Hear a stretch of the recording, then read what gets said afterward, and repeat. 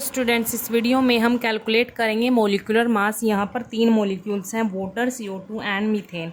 ठीक है, तो इनका हमने मोलिकुलर मास यहाँ पर निकालना है। तो इसके लिए हमें सबसे पहले इन मोलिक्यूल्स में जो भी एलिमेंट्स हैं उनका एटॉमिक मास पता होना चाहिए। जैसे यहाँ पर इस मोलिक्यूल में एलिमेंट्स कौन से हैं? हाइड्रोजन, ऑक्सीजन, यहाँ पर कार्बन, ऑक्सीजन और यहाँ पर कार्बन, हाइड्रोजन। ठीक है, ये एलिमेंट्स हैं, तो इनका एटॉमिक मास हमें पता होना चाहिए। हम तभी निकाल सकते हैं उसका मोलिकुलर मास। इनका मोलिकुलर मास तभी निकाल सकते हैं अगर हमें एलिमेंट्स का एटॉमिक मास पता होगा।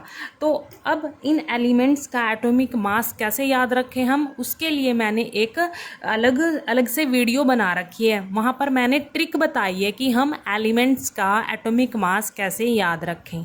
ठीक है, तो वहाँ से आप इसको देख सकते हैं, उस ट्रिक को देख सकते हैं, आपको याद हो जाएगा एटॉमिक मास एलिमेंट्स का। मैं उस वीडियो को प्लेलिस्ट में डाल दूँगी। ठीक है, तो आपको आसानी से वहाँ से मिल जाएगी वीडियो। तो चलिए स्टार्ट करते हैं। हम पहले फर्स्ट वाटर मॉलिक्यूल का मोलिकुलर मास निकालते हैं। यहाँ पर देखो, यहाँ पर जो हाइड्रोजन का एटॉमिक मास होता है वो कितना होता है? 1 होता है। और कितने हाइड्रोजन हैं वो काउंट करेंगे। यहाँ पर 2 हाइड्रोजन है, तो एटॉमिक मास को हम 2 से मल्टीप्लाई करेंगे। ठीक है, ये 1 क्या है? इसका एटॉमिक मास है। और कितने हाइड्रोजन है? यहाँ पर 2 हाइड्रोजन है, तो हमने 2 से मल्टीप्लाई कर दिया प्लस। अब क्या करेंगे? ऑक्सीजन। ऑक्सीजन का एटॉमिक मास कितना होता है? 16 होता है। ठीक है, 16 होता है। और यहाँ पर ऑक्सीजन तो 1 ही है, अगर हम मल्टीप्लाई करेंगे 1 से तो 16 ही आएगा। ठीक है, तो यहाँ पर इसको सॉल्व कर लेते हैं। 1 को 2 से मल्टीप्लाई करेंगे, 2 प्लस 16, तो यहाँ पर इसका जो मोलिकुलर मास आएगा इनको हम ऐड कर देंगे। कितना आएगा? 18 आ जाएगा। इसका मोलिकुलर मास कितना आया वाटर का? 18। इसकी जो यूनिट होती है ग्राम पर मोल होती है। ठीक है, तो वाटर का मोलिकुलर मास कितना आ गया? 18 ग्राम पर मोल। ठीक है, कैसे निकाला? पहले हाइड्रोजन का एटॉमिक मास लिखा यहाँ पर, और कितने हाइड्रोजन है उसको मल्टीप्लाई कर दिया। मतलब यहाँ पर 2 हाइड्रोजन थे तो 2 से मल्टीप्लाई किया प्लस फिर ऑक्सीजन का एटॉमिक मास, और 1 ऑक्सीजन है इसीलिए यहाँ पर अगर 1 से मल्टीप्लाई करेंगे तो भी क्या आएगा? 16 ही आएगा, इसलिए मैंने यहाँ पर लिखा नहीं। और अब इनको सॉल्व किया, 2 प्लस 16 कितना हुआ? 18। तो 18 ग्राम पर मोल वाटर का मोलिकुलर मास हो जाएगा यहाँ पर।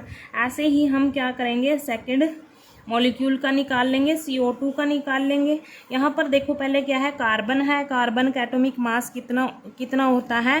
12 होता है। कार्बन का एटॉमिक मास 12 होता है प्लस, क्योंकि यहाँ पर एक ही कार्बन है तो 1 से मल्टीप्लाई करेंगे तो 12 ही आएगा। ठीक है, अब ऑक्सीजन का एटॉमिक मास कितना होता है? 16 होता है। और यहाँ पर कितने ऑक्सीजन है उससे मल्टीप्लाई कर देंगे। 2 ऑक्सीजन है तो 2 से मल्टीप्लाई कर दिया यहाँ पर।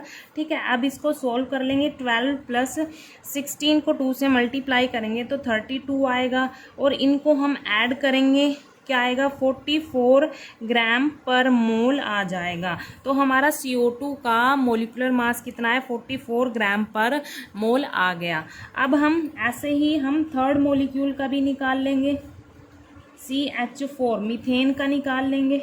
यहाँ पर देखो, कार्बन है पहले, तो कार्बन का एटॉमिक मास कितना होता है? 12 होता है। ठीक है, एटॉमिक नंबर तो 6 होता है और एटॉमिक मास क्या हो गया? 12 हो गया। ठीक है, प्लस यहाँ पर हाइड्रोजन का एटॉमिक मास कितना होता है? 1 होता है। और कितने हाइड्रोजन है? यहाँ पर 4 हाइड्रोजन है, तो 4 से मल्टीप्लाई कर देंगे। अब इनको हम सोल्व करेंगे। 12 प्लस यहाँ पर 4 आ जाएगा, तो इनको सम करेंगे, क्या आएगा? 16 आ जाएगा ग्राम पर मोल, ये इसकी यूनिट होगी। तो हमने तीनों मॉलिक्यूल का मोलिकुलर मास निकाल लिया। वाटर का कितना है? 18 ग्राम पर मोल। CO2 का कितना है? 44 ग्राम पर मोल। एंड CH4 का कितना है? 16 ग्राम पर मोल। ग्राम पर मोल मतलब एक मोल में इतने ग्राम मीथेन है। ठीक है, 16 ग्राम मीथेन है एक मोल में। ठीक है, इसका मतलब ये है। Thank you.